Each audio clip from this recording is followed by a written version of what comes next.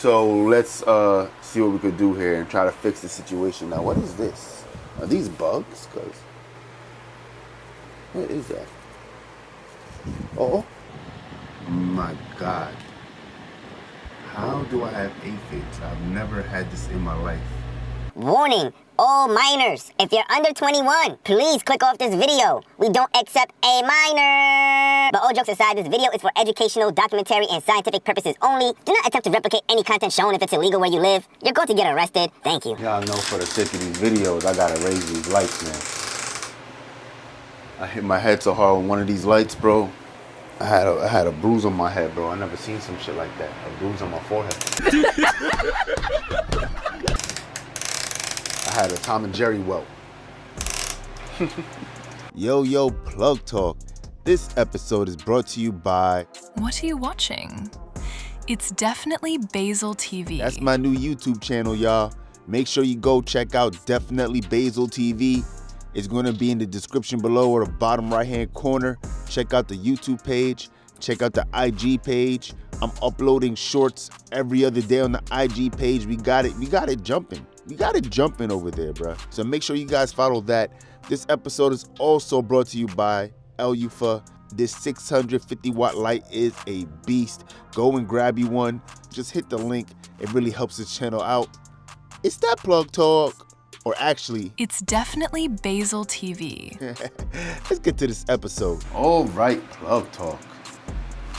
We are back with yet another episode of the Pheno Hunt Part 2, where the growth speaks for itself, okay? We have tables. They can fully swivel. I could do everything sitting down. I don't gotta stand up. I've done it before in other episodes, but be honest, we'll do the plants shortly. Today, what I want to focus on is the clones, the worm bin, the broccoli going crazy, the cucumbers going crazy. I gotta plant these peppermints. And we'll talk about the plants too, because that's what it is, right? And let's talk about this shit over here, because believe it or not, there's some interesting shit that's going on via its genetics, the phenotypes of these strains. And I had some growers, some fellow growers on my YouTube, drop some comments and they shared some wisdom on the matter, because this is my only second time growing chem dog, right? I mainly grow GDP and like certain indicas, but GDP is my thing. I know that strain like I know my hand. What the fuck is that? But yeah, so let's figure this out real quick. All right, guys, so actually let me turn off this fan real quick for the sake of you're not hearing that in the mic, right? It's gonna get pretty hot. Speaking of the heat, we are at 80 degrees Fahrenheit, 67% humidity. We're locked in.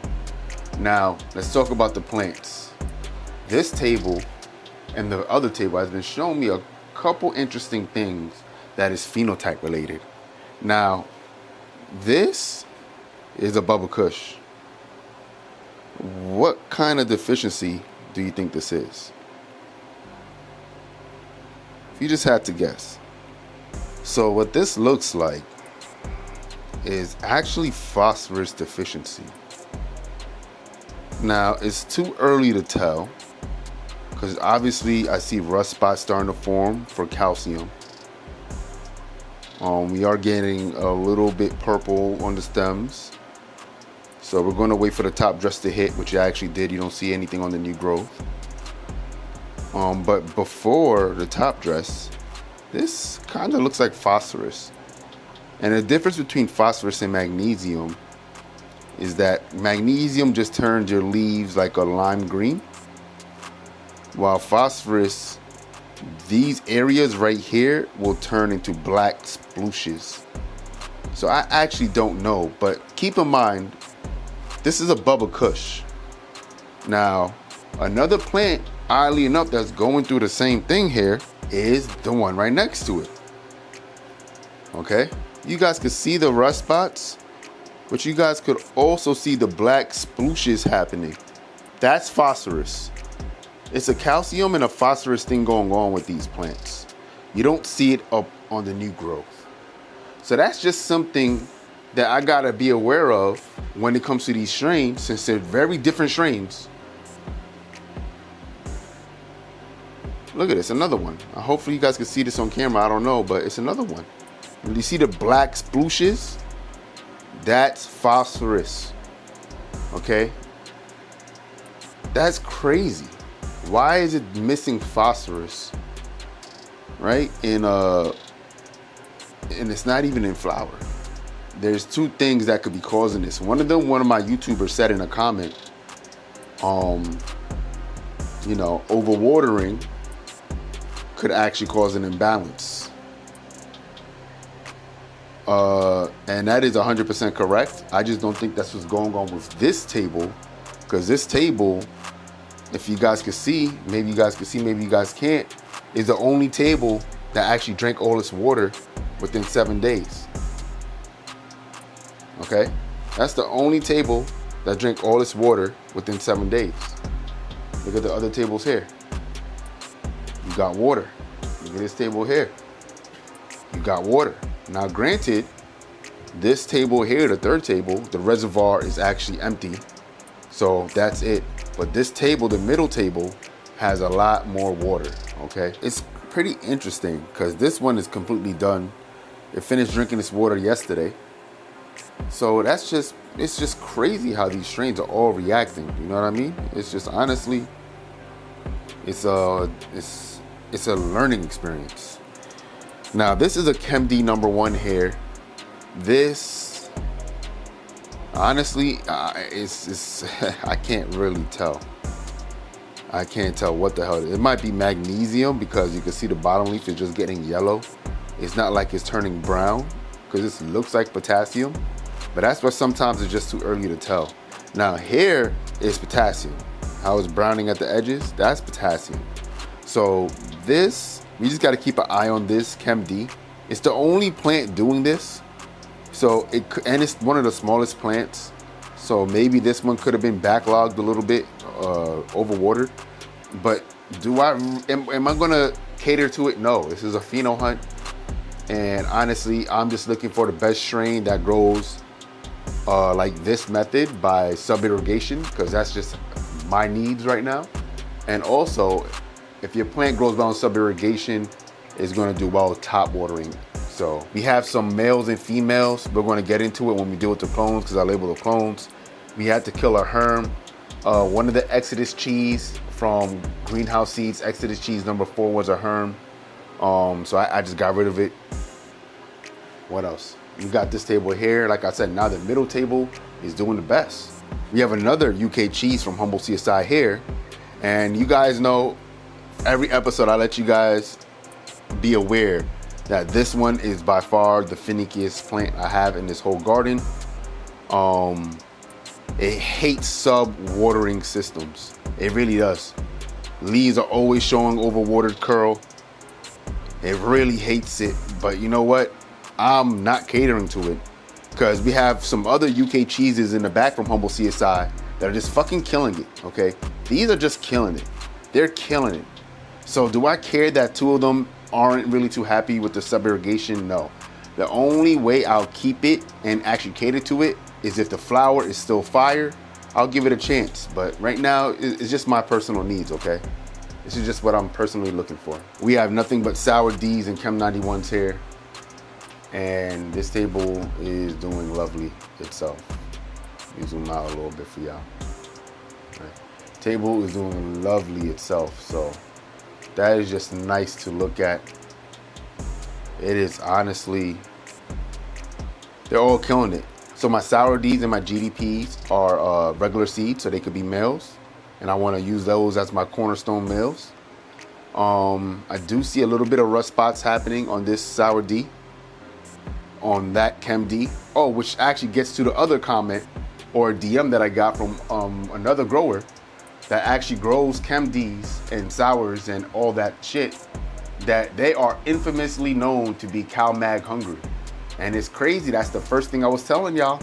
I didn't know this shit. I was just looking at observations. you know, just by looking at the leaves and telling you the differences in each genetic.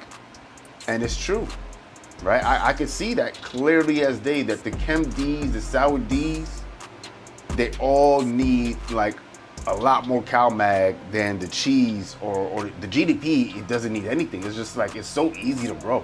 Honestly, that's why it's my favorite seed of all time. I'm not gonna lie. These GDPs are like so low maintenance. It's always been like that. It's always been like that. But yeah, so let's talk about the main point of this episode. We gotta do this worm bin today. I wanna harvest it. I don't know what's in there. I have 2 more gallons of Kawoko. Hopefully there's worms in there. We could start on a better foot. I might get a reservoir, put it on top of the fridge, maybe do a blue mat system. And this way I don't gotta actually worry about watering that bitch, you know what I mean? I'm actually thinking about it, and I think that's what I'm gonna do. We got all these clones on the floor here because the clones do need light. We have clones here that are happy. Some of them aren't too happy. And we have more clones here. So let's get to getting these clones in their new homes. We're gonna leave some in the water cup. We'll put some in their new home.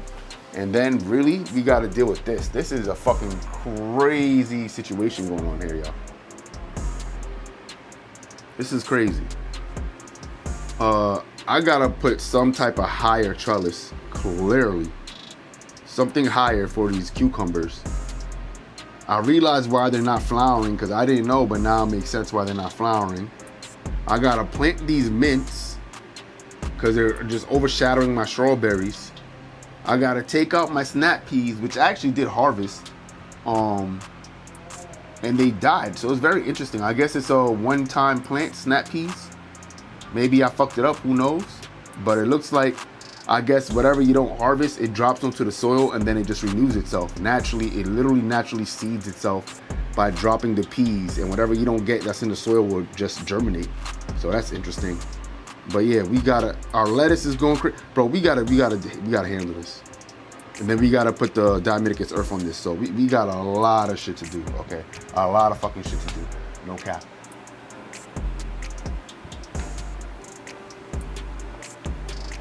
It was hard dropping coffee. That shit harder than dropping weed. I'm not lying to you. That shit harder, bro.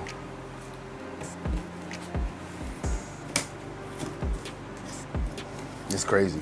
Anyways, let's get to this unboxing from Build a Soil.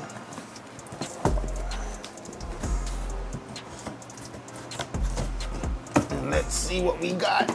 Okay, so we got our, ooh, I got a 10-pound bag. I think they might have, oh, it's a 2 gallon, so maybe 10 pounds is 2 gallons. Hopefully there's some worms in here, because we need to deal with that worm bin for sure. I might have to get a blue mat system for real. So what we got is a cloning shit from Build a Soil. Nice big tray. The AC Infinity one, I think they're both 50 cells, but it's much smaller. And it was just not as convenient. And now if I have 2 of them, you feel me? I don't have to have them right next to each other. I could just do one, like space them out. But I'm very happy about this. We have this shit to extend it because we have some bigger clones. So if we need to go taller, we can easily go taller. We have the base.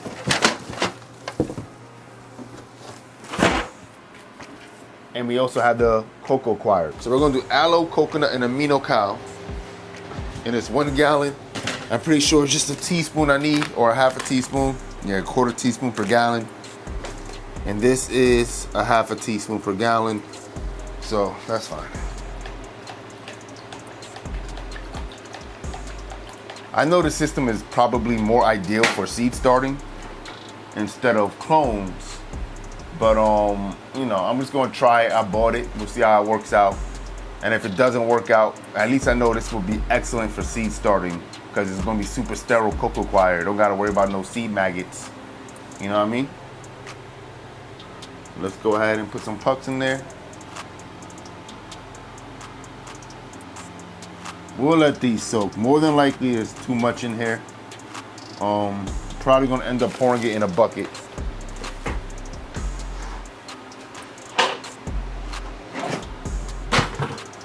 more than likely this shit will go right into a bucket. Yeah. Nice. And they're already expanding, so we let that go here. Now let's try to figure this shit out. I don't know what the fuck going on here. Build the soil, you need to add a video, because I don't know what the hell is this shit. But I'm gonna just try to use my common sense and figure this out. How to use this extended dome. The plastic does look like it's not brand new, man. It's not brand new. It's not a brand new product. It's really not. But you know, it's a humidity dome, so I can't get too mad. But you know, when shit isn't cheap, it definitely does fuck with you, because you know the shit's not cheap. You know?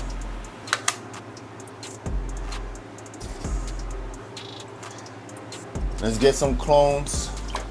We can move this over here. Let's get these, because the ones over here are not doing too well. These, oh, the water dried out. Yo, they drink all that water that fast? Holy shit. Oh, what? Yo, these clones are drinking water. Oh, shit. Oh, I fucked up bad, bro. That's a horrible fuck up. Okay. Yo, Plug Talk. We are back. Look at the fucking under canopy lighting. Look how versatile it is. It went from under canopy to over canopy. And it has an extendo. You can measure the height. What we have here, this is the builder soil. The extender dome. 50 cell. And then that one on the left is the AC Infinity. I think it's a 48 cell. Now the big difference that we have between these two things is basically the sheer size. All right, Plug Talk. So we are back right now, and I just wanted to show y'all, I'm about to harvest this worm bin that's been there for 6 months. You're supposed to do like every 3 months. Yeah, I let it go, but we're gonna do some modifications to keep this setup going. We had massive drybacks. Some of them, I forgot. You know what I mean? It's tucked in the corner. I just never got to it. Now, what do I expect to happen, to be honest? With my actual Trader Grow bed, even though the soil was dry, there were worms like literally stuck in the dry pockets of soil, like hibernating, or just, I don't know what the fuck they were doing. So they're very resilient, but it definitely feels a little baggy and sandy up here. So there might be a shit ton of worms down here that we can recycle. If not, hopefully I get worms from builder soil, because I don't want to go through the process of gnats again. So let's see what we got. So you have these little clips here. You want to do these clips. Hopefully you guys can see it. The clip right here, like you get on a book bag. And let's just see. Okay, so everything is definitely on the drier side. Yeah, there's probably no worms in here at all. Oh, I do see life. Okay, there's a worm here. Okay. Hold on now. Some of these worms, a lot of these worms, I gotta replace now. Hold on now. That was pretty easy. I'm not gonna lie. I was dreading this day, and I'm not gonna lie. That shit was easy as hell. It's harder to water this shit than to harvest it. Believe it or not, it's harder to water it than to harvest it. That's crazy. Let's go ahead and replace all these worms back in there. At least 100 worms for sure.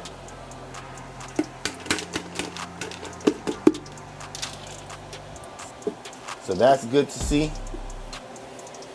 Let's break up some of these clumps. Let's see if we got any worms. I'm gonna pour it all in one corner. So far, nothing.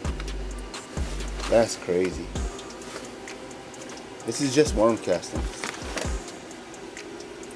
There's some absolutely no worms. Wow. I wonder what happened. Right here at some type of trellis net. And then we're going to try to get this trellised up, and we gotta pollinate the flowers so we could get cucumbers. Also, we gotta plant these mints over here. All right, now my chair would be useful, but since I got the clones here, it's not ideal. There's so much growth going on in here, bro. Like, this is crazy. So let's see what we could do here and try to fix the situation. Now, what is this? Are these bugs? What is that? Oh, wait, what? Oh, I have bugs, some type of bugs in here that are under the leaves. Where the fuck did this come from? Oh shit. Wait, what's going on here? Okay, it's only the broccoli. I gotta spray this broccoli down. I got some type of pest in here. My God. How do I have aphids? I've never had this in my life. Bro. Now I gotta check my plants. I wonder if it's because of the tree that I've been nursing. I mean, that's why they tell you don't bring in outdoor plants. Fuck, it's only the broccoli. They're not even on the cucumbers. But we gotta, hell no. I gotta get some AM5 right now, make a concoction right now, spray all this shit down. Cut a lot of this shit off. Man, I wonder how my lettuce is doing. That's tough. All right. Damn, that kind of blew my shit, bro. Is it from this tree? Does this tree have pests? What the fuck is going on here? No, this tree don't got any pests. None of my plants over here got it. Bro, that is so depressing, dog. I don't even know where the fuck they got it. They must have came from the peppermints. Ah, fuck.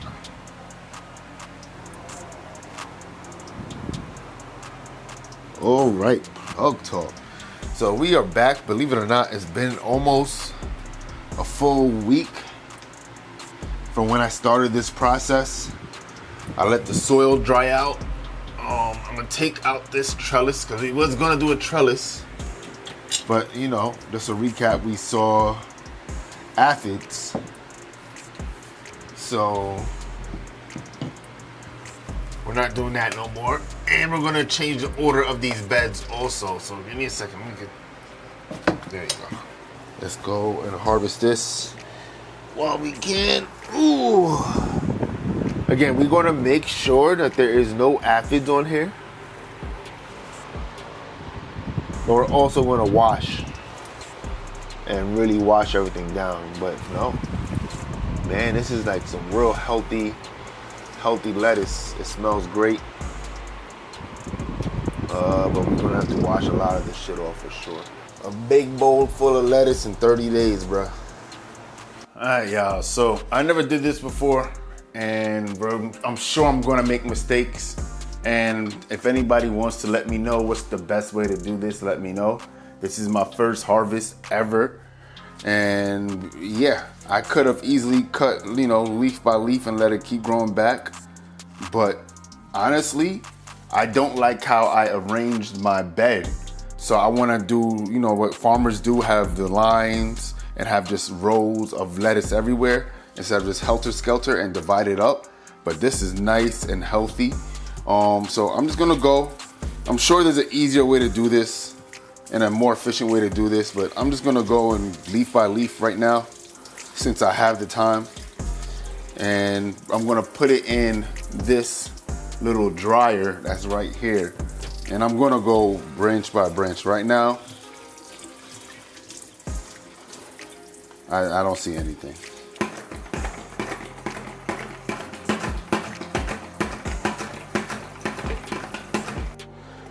Nice dry paper towel.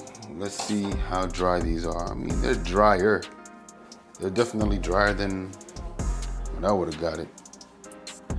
But nothing too crazy. So I'm just gonna do the method that I saw. Just lay them out. We're gonna have to dry them. Get it nice and crispy. So this is some good end of the world skills right here too, man. So, just a quick update.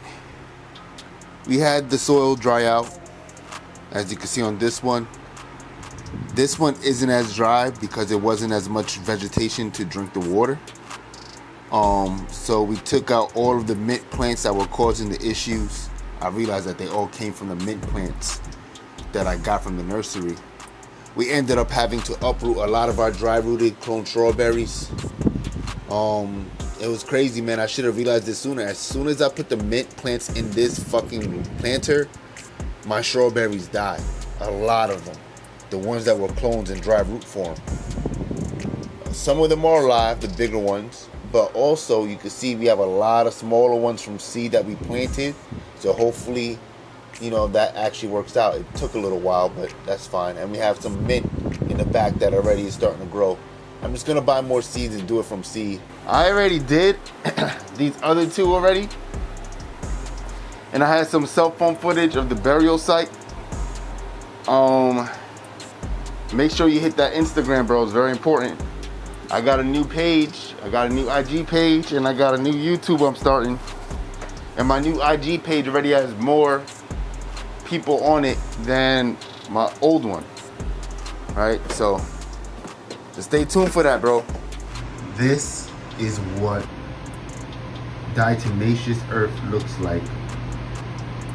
And what it does, just look at all the gnats that are coming out of the soil, and the little glass shards is just cutting them up.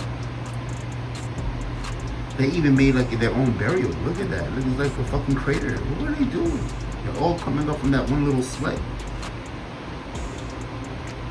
Cooked. Diatomaceous earth. If I say diatomaceous earth, you guys gonna crucify me. What we're gonna do today, if you guys see this barley straw underneath, which is how we actually made this last for about 10 days. We're gonna vacuum all this up, get some fresh barley straw, and then we're gonna put the diatomaceous earth on top of the barley straw. This is going to actually prevent direct contact from the soil, because we're bottom watering with our AutoPot system, okay?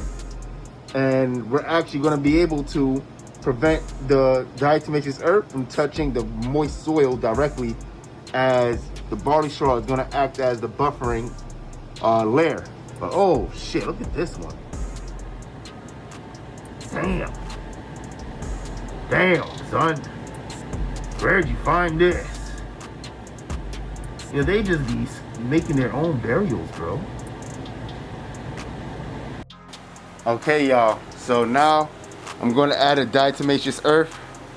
It's supposed to be a tablespoon per gallon container, but like I said, since I have that 1/2 inch layer thick of barley straw, once I put another 1/2 inch or 3/4 inch of diatomaceous earth, they're not getting into my soil. They could try, but when they come back up, it's a graveyard. It's really scary outside. All right. And the only reason why I can do this or get away with this is because I am actively dumping it every 10 days. And making sure. And I also have like a moisture barrier layer, like I said earlier. What are you watching? It's definitely Basil TV. Place. I got weed in safes, I got weed in states, I got weed in states, I got weed in vapes, I got weed in case, I got weed in closets, gotta close the drapes. This that plug talk, not no plug walk. You could Google me, that's plug talk. Like 101, this how the plug walk. Kanye shrug walk, you ain't want talk, who to call? Been growing like since a weight talk, a long weight talk. My niggas know what is bait talk, we all late talk, who to call? You know who to call, my niggas know who to call.